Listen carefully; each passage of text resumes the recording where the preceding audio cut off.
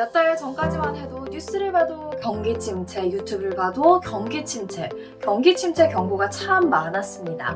주식하시는 분들 중에서도 이 경기 침체 경고를 듣고는 불안함에 냅다 매도를 하거나 아니면 포트폴리오를 재조정하신 분들도 계실 겁니다. 아니 그런데 웬걸? 이 경기 침체는 보이지가 않는 것 같고요. 오히려 S&P 500 지수가 지난해 저점 대비 20% 이상 오르면서 월가에서 말하는 이른바 강세장에 돌입했습니다.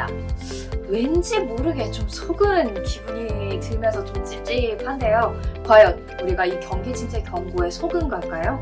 함께 확인해 보시죠. 경기 침체가 무엇인지부터 같이 정리해보면 좋을 것 같습니다. 보통은 국내 총생산, GDP 성장률이 2개 분기 연속 하락하는 것을 의미하는데요. 이 경기 침체는 보통 실업률과 물가 상승, 그리고 주식시장과 기업 성장세 하락을 동반합니다. 전조 증상이 있기도 한데요. 대표적인 전조 증상 중 하나가 바로 장단기 금리 역전입니다. 지금도 장단기 금리가 역전이 돼 있죠. 그래서 많은 전문가들이 경기 침체 올 거다 이렇게 경고를 하고 있습니다. 그런데 지금 우리가 배신감이 드는 이유 앞서 말씀드렸듯이 S&P 500 지수가 강세장에 진입할 정도로 아주 잘 나가고 있기 때문입니다. 시장이 빠질 줄 알았는데 오르다 보니까 Fear of Missing Out, 포모 증후군, 나만 돈 못 버는 거 아니야? 이런 생각에 서둘러서 시장으로 돌아오신 분들도 꽤 있으실 거예요. 게다가 S&P 500에서 빅테크가 잘 나가는 건 알았는데 이제는 빅테크뿐만이 아니라 중소형주도 좀 괜찮은 것 같고요. 가치주도 좀 꿈틀거리는 것 같습니다. 이렇게 전반적으로 좀 꿈틀꿈틀대는 것 같으니까 투자 심리가 더욱더 강해지고 있는 거죠. 이렇게 강해지는 투자 심리는 수치로도 나타나고 있는데요.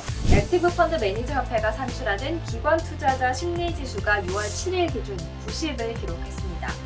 펀드 매니저들의 포트폴리오 내 주식 비중이 90%라는 뜻으로 무려 일주일 사이에 40%포인트가량 올랐습니다. 전미 투자자협회가 개인 투자자들을 대상으로 한 설문조사를 봐도 향후 6개월 동안 강세장이 예상된다. 이렇게 설문조사에 응답한 사람들이 무려 44%로 1년 내 최고치를 기록했습니다. 그런데 여전히 경기 침체가 오고 있다. 아직 최악의 상황은 오지 않았다. 이런 경고들이 여전히 들리고 있죠.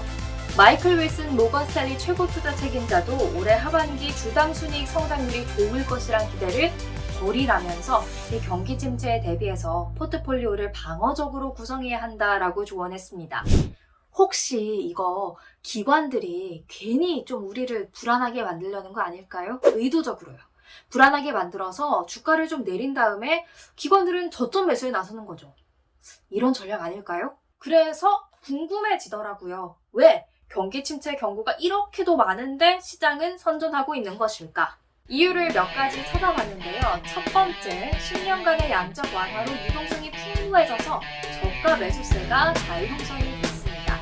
둘째, 노동력이 여전히 부족해서 이 실업률이 역사적으로 낮은 수준을 유지할 수가 있었고요. 셋째, 주택 시장이 무너지지도 않았습니다. 주택이 부족하지도 가격이 폭락하지도 않았죠. 연준과 정부의 역할도 꽤 컸다고 볼 수가 있을 것 같아요. 연준은 지역 뱅크런을 막는 등 금융 시스템 패닉을 예방하는 방법을 잘 알고 있었고요. 정부는 기록적인 석유 비축량을 발표해서 70년대와 같은 석유 위기를 예방하는 방법을 알고 있었죠. 이 모두 시장 패닉을 막는 데 효과적이었던 겁니다. 그리고 침체가 온다고 해서 우리 다 같이 무너질 필요는 또 없습니다. 살아남는 법이 다 있는데요. 먼저 방어적으로 생각할 필요가 있습니다. 6개월 정도 생활할 수 있는 비상 자금을 항상 마련해두고 또 불필요한 필요를 줄이는 것이죠. 고금리 대출이 있으시다면 침체가 들이닥치기 전에 빠르게 상환하는 것도 한 가지 팁입니다. 그리고 좀 반대로 생각할 필요도 있는데요. 침체가 온다, 주식시장이 하락할 거다. 그러면 우리는 뭘 해요? 매도하고 싶은 마음이 들죠? 그런데 이렇게 가격이 폭락해도 매도하지 않는 게 필승 전략일 수 있다고 합니다. 지난 2007년부터 2009년까지의 침체기 때 S&P 500 지수가 20%가량 하락했는데요. 만약 이때 돈을 뺐다면 추가 30% 손해는 피할 수 있었겠지만 그 다음에 바로 찾아오는 300%의 상승장 또한 놓치셨을 겁니다. 또 저점 쉽진 않을 것 같은데요.